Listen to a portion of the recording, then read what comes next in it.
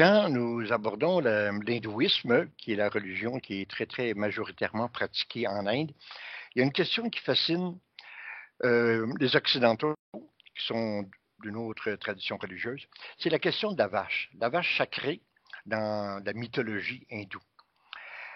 D'abord, il faut savoir que les animaux ont souvent une place assez importante dans les mythologies.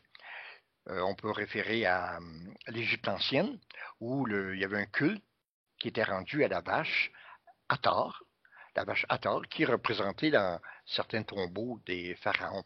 On pourrait prendre un exemple plus près de notre propre tradition religieuse. Dans la crèche, à côté du petit Jésus puis de ses parents, on voit un bœuf. Le bœuf ici symbolise les régions agricoles du nord d'Israël en Galilée. Alors, on va se poser la question, pourquoi en Inde la vache est considérée comme sacrée?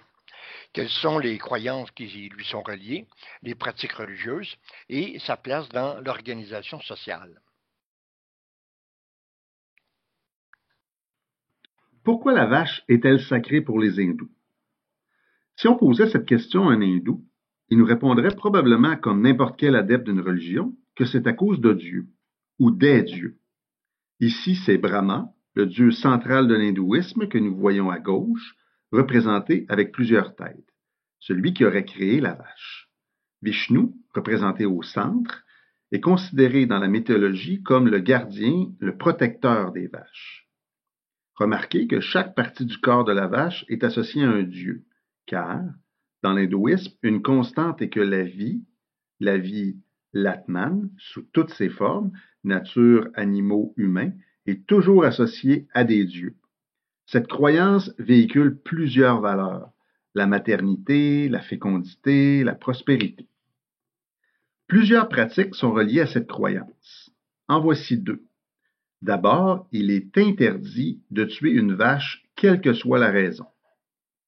Ensuite, le végétarisme, qui est la règle alimentaire des castes supérieures, on voit tout de suite le lien entre le fait de ne pas manger de viande et le fait de respecter la vie des vaches.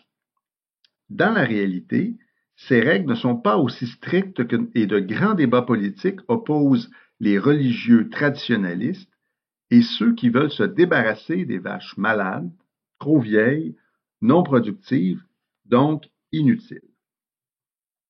L'hindou pourrait aussi nous décrire le rôle important de la vache qui produit le lait et le beurre, qui sont très présents dans l'alimentation en Inde.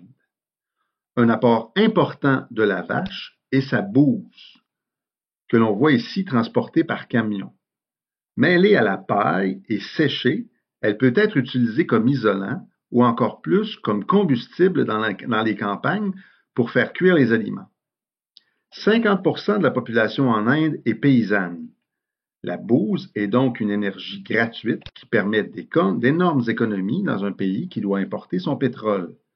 La vache et surtout les bœufs sont des moyens de transport économiques.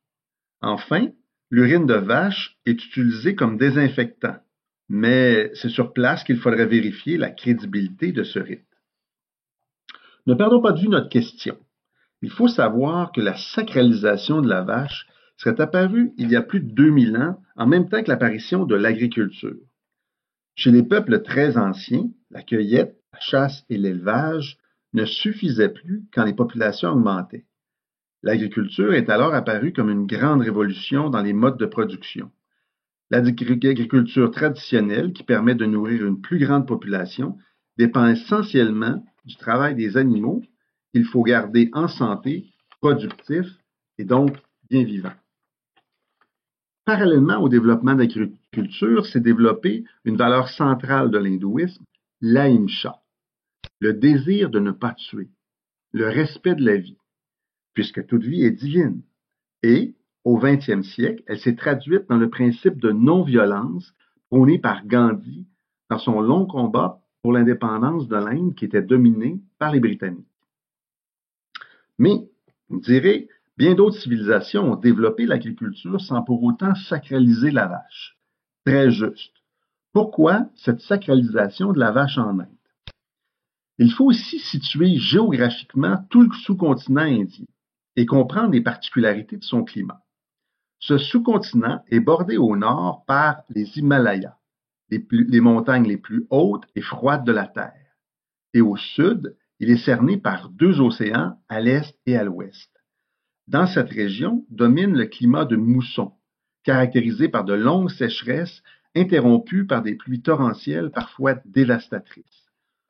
Aujourd'hui encore, des pluies inondent des villages et causent plusieurs morts, surtout dans le delta du Gange. Quand une sécheresse perdure, compromet les récoltes et que les ressources viennent à manquer, le paysan, pour survivre, pourrait vouloir manger sa vache. Si les bêtes de trait meurent durant cette sécheresse, qui pourra assurer aux paysans d'autres bêtes de travail quand la saison des labours reviendra s'il a mangé sa vache reproductrice? Voilà donc pourquoi, il y a bien longtemps, la vache a été sacralisée dans cette région très ancrée dans son environnement. Le terrain des vaches nous renvoie au champ des valeurs. Aujourd'hui, avec la machinerie agricole, les entrepôts, les engrais et tous les outils modernes de planification, peut-on atténuer les impacts de ce climat si capricieux? Ce serait là une analyse économique et non plus religieuse. Il reste que votre médecin, qui n'est pas hindou, vous proposera probablement de manger moins de viande et plus de légumes. Il y a même une vogue du végétarisme chez nous, ce que les hindous font depuis plus de 2000 ans avec un taux de cancer quasi inexistant.